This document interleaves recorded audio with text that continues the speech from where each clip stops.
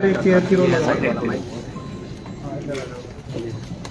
Stage पे chair की role लगा नहीं अरे बस करो यार, कौन है? ये रहने तो वैसे रहने तो माइक आईडी यहाँ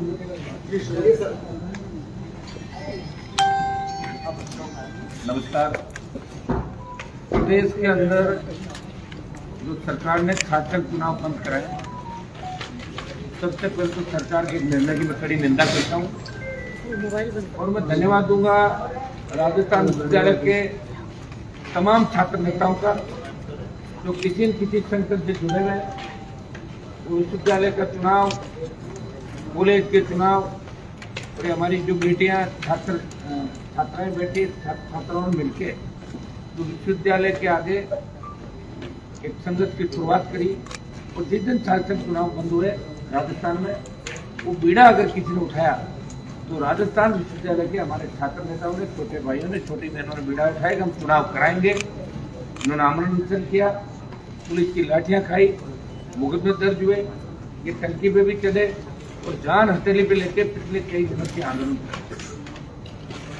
इन्होंने मुझे बुलाया और क्योंकि आमरण अनशन कर रहे थे और ये हमारा दायित्व है कि आमरण अनशन उनके सामने किया जाता है जो सरकारें संवेदनशील हो। ये संवेदनहीन सरकार है और जो विपक्ष सत्ता पक्ष से हाथ मिला ले, तो भारतीय जनता पार्टी ने कांग्रेस से हाथ मिला लिया और अंदर खाने बात कर ली कि ये विधानसभा चुनाव हो रहे हैं और कहीं ऐसा नहीं हो कि पिछली बार की तरह जयपुर, जोधपुर और ये प्रमुख विश्वविद्यालय अपना हाथ से चले जाए दोनों के, तो किरकिरी हो जाएगी, कोई तीसरी ताकत खड़ी हो जाएगी राजस्थान के अंदर।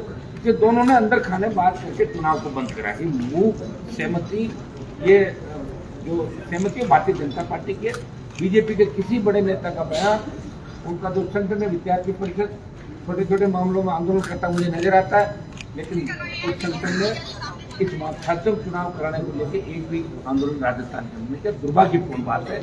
और मुझे जब ज्ञात हुआ कि बच्चों की तबीयत बिगड़ रही है, इन्हें बार बार कमिश्नरेट डरा धमका रहा, वहाँ पे छात्र संघों की स्वायत्ता को खत्म करने का प्रयास किया जा रहा है।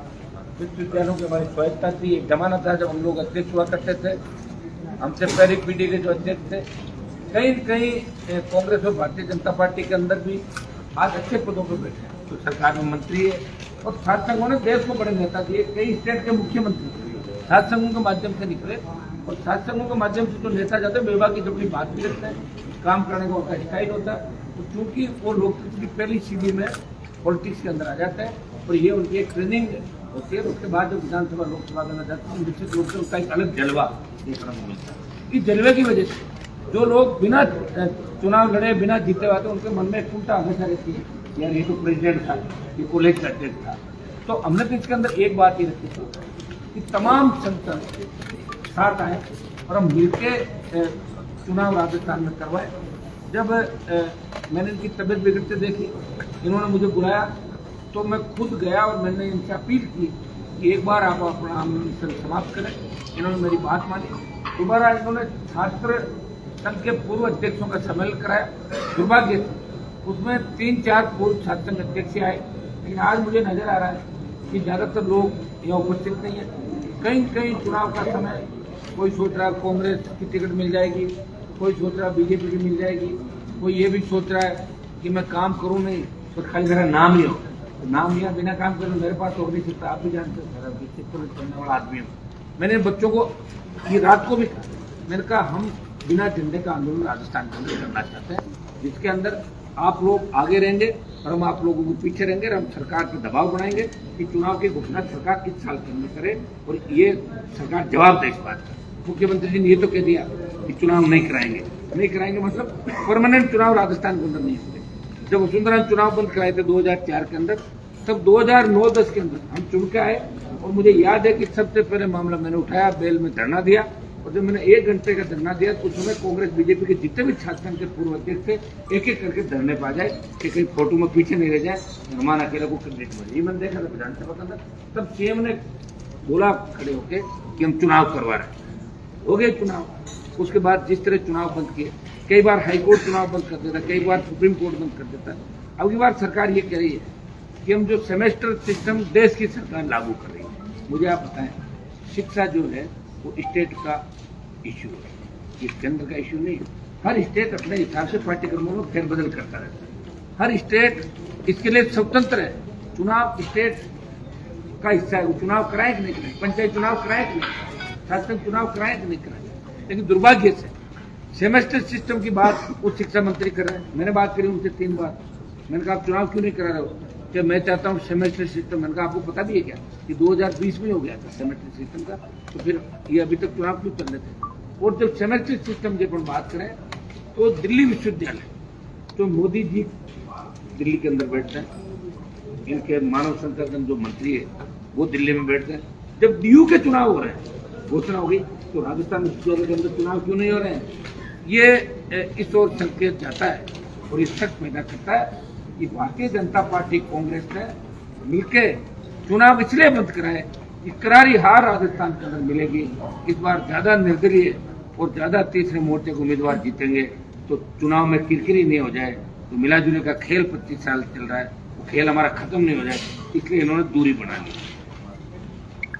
अब जब हमने सात संघ का कार्यक्रम किया इनका पूर्व अध्यक्षों का, मेरी कईयों से बात हुई, सबने एक ही बात कही कि हम इसके अंदर हम मिलकर साथ देंगे। लेकिन दुर्भाग्य इस बात का है कि आज मैं देख रहा हूँ कि जो भी हमारे विधायक बने साथ, और कैरियर ऐसे किसी खत्म नहीं होता, और ऐसे पार्टियों में रहकर भी कैरियर जिंदा नहीं होता। कई लोगों को मैंने देखा सबका कैरियर थोड़ी बनता है, किसी न किसी को तो लड़ना होगा।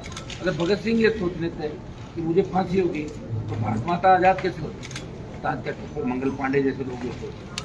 हमें इस राजस्थान के लिए लड़ना है, और मैंने ये ठान रखी है, पार्टी बना के संदेश दिया, और मैं इन छोटे भाइयों को तकलीफ में इससे भी नहीं देख सकता कि मेरी राजनीति राजस्थान विश्वविद्यालय से शुरुआत हुई थी। मैं राजनीतिक विश्वविद्यालय अध्यक्ष के रूप में हुई थी, और उस जमाने में अध्यक्ष का बहुत बड़ा रुतबा होता था, राज्यपाल के बराबर चेयर लगती थी। मुझे याद है मालवीय नगर के अंदर जब रावण जयंती का कार्यक्रम था, राज्यपाल के बदल में एक कुर्सी लगी थी।